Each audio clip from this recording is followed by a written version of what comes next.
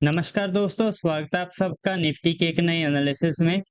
तो आज हम बात करते हैं निफ्टी बैंक निफ्टी के बारे में कि आज कैसे उसने ट्रेड किया और कैसे हमें ट्रेड करता हुआ भी देखने को मिल सकता है। सबसे पहले अगर हम पिछले कुछ दिनों में बता रहे थे कि मार्केट में अभी वीकनेस काफी ज्यादा आ चुकी है, तो वीकनेस मार्केट देखने को आगे भी मिल सकती है। तो वैसे ही मार्केट ने आज भी हमें रिएक्ट होता हुआ देखने को मिला है। तो चलते हैं, सबसे पहले अगर हम बात करें निफ्टी की तरफ, तो निफ्टी ने जैसे ही पिछले दिनों में जो इस वाले जोन का जब इसने लो ब्रेक कर दिया, तो हमें ये पता चल गया कि यहाँ पे अब मार्केट ने रेजिस्टेंस ले रहा है 25,000 के आसपास। ये 25,000 का जो जोन है, इसको मार्केट अच्छा खासा अब रेजिस्टेंस ले रहा है।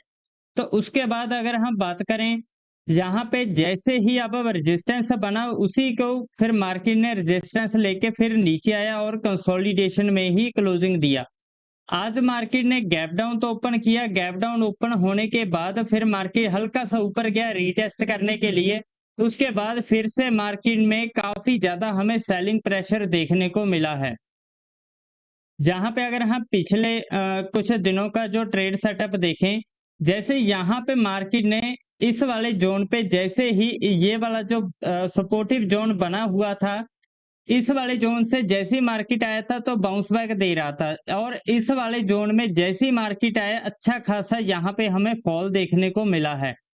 तो यहाँ पे अब जो है मार्केट में अभी भी वीकनेस ही देखने को मिल रही है ओवरऑल अगर हम बात करें।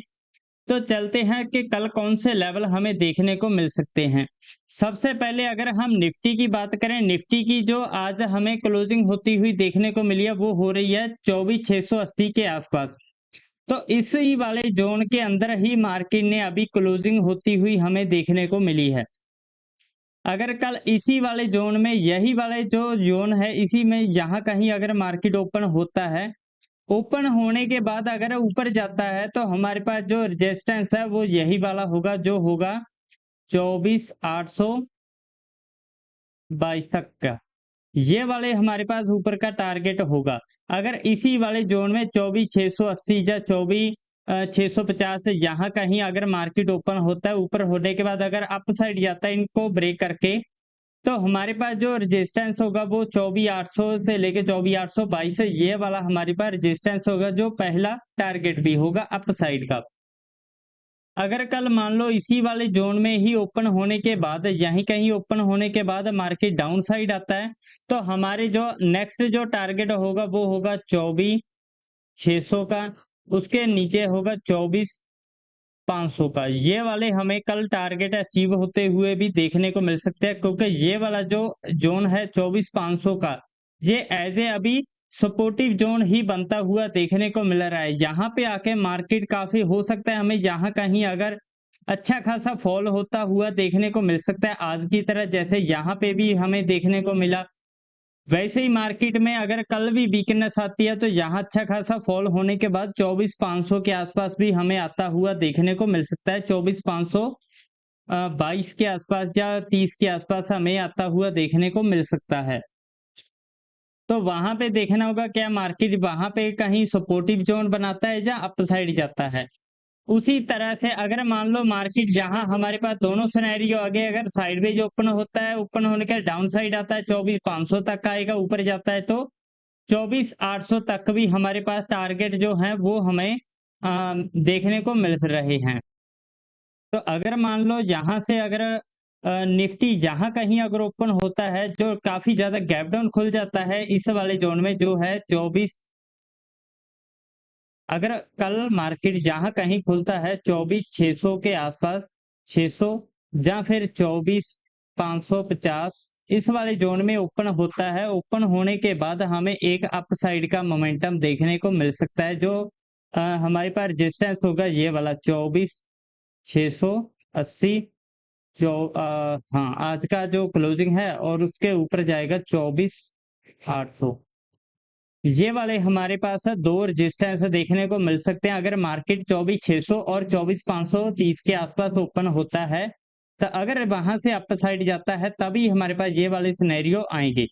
अगर मार्केट कल कोई अच्छी खबर आ जाती है रात रात या कोई यूएस की तरफ से या वैसे भी, तो अगर मार्केट कल जहां कहीं अगर गैप अप भी खुल जाता है जो 24,800 के आसपास या 700 के आसपास, 24,800 या फिर 24,700 इस वाले जोन के बीच में कहीं ओपन होता है, तब वहां से हमें फिर से एक सेलिंग प्रेशर ही देखने को मिलेगा जो मार्केट को नीचे डाउन साइड लेके आएगा।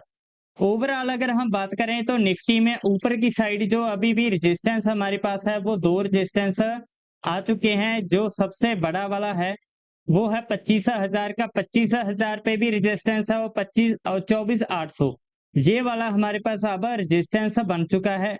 और सपोर्टिव जोन जो है वो है 24,500 से लेके 24,600 ये वाला हमारे पास एक अच्छा खासा सपोर्टिव जोन बन रहा है। जैसी मार्केट इसके बीच में आएगा वहां से बाउंस बैक करेगा, अगर ऊपर साइड से ओपन होगा तो मार्केट नीचे डाउनफॉल आएगा। ये तो हो गया निफ्टी का सिनेरियो के कल कैसे ट्रेड कर सकता है। ओवरऑल मार्केट में वीकनेस ही है, कल हमें निफ्टी ने और ज्यादा वीकनेस भी देखने को मिल सकती है, हल्की फुल्की स्ट्रेंथ में आएगा तो वहां से रेजिस्टेंस ही देखने को मिलेगा। अब हम अगर बात करें बैंक निफ्टी की तरफ तो बैंक निफ्टी में जो है काफी ज्यादा बैंक निफ्टी में भी सेलिंग प्रेशर हमें देखने को मिल रहा है।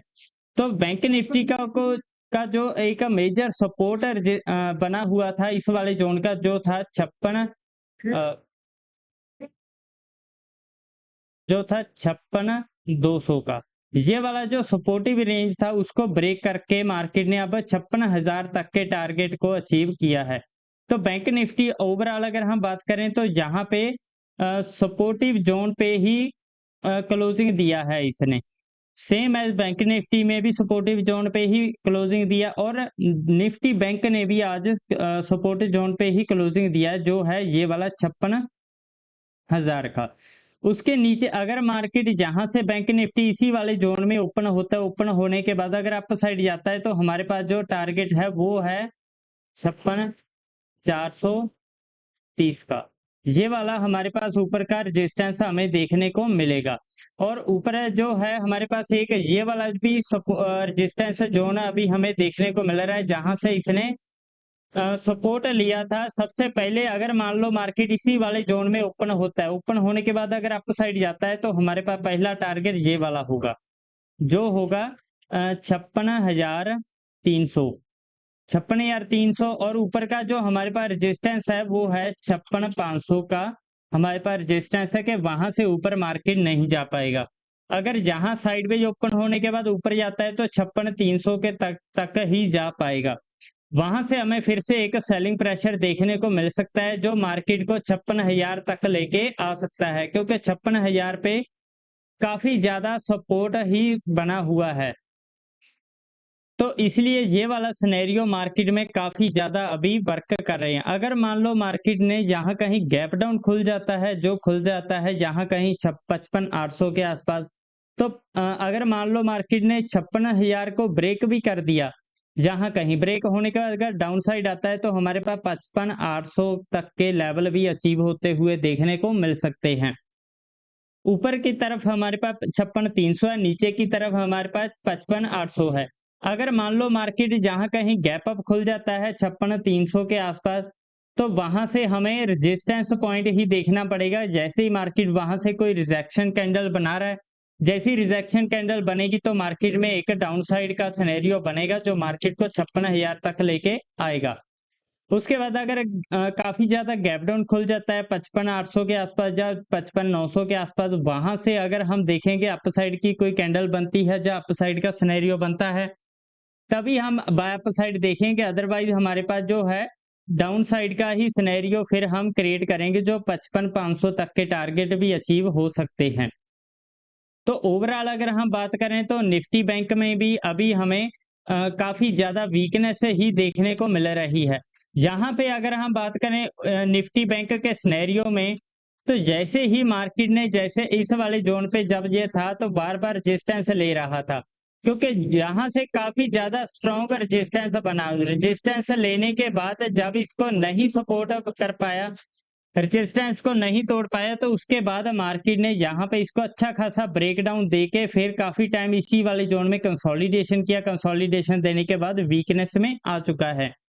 अभी अगर हमारे पास अगर यहाँ से भी कुछ टाइम रुकने के बाद वीक रह जाता है तो हमारे पास 55,500 तक के टारगेट हमें अचीव होंगे।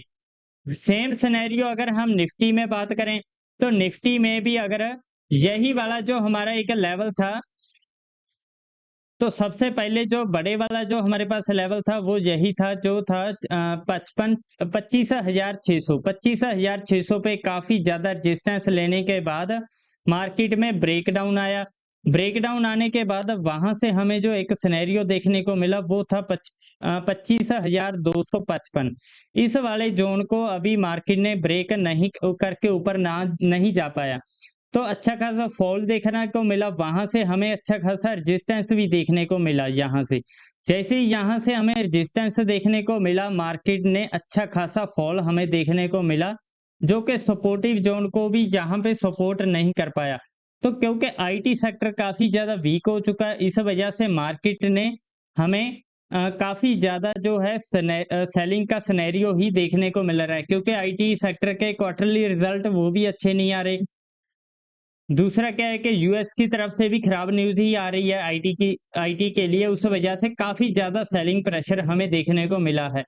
ओवरऑल अगर हम बात करें तो फार्मा सेक्टर ही है जो अभी भी मजबूत हो रहा है। तो इसलिए फार्मा सेक्टर में के जो स्टॉक्स हैं उन पे ध्यान देने की ज़रूरत है। तो अगर आपको हमारा एनालिसिस अच्छा लगा तो लाइक, सब्सक्राइब और शेयर ज़रूर कीजिए। Thank you so much.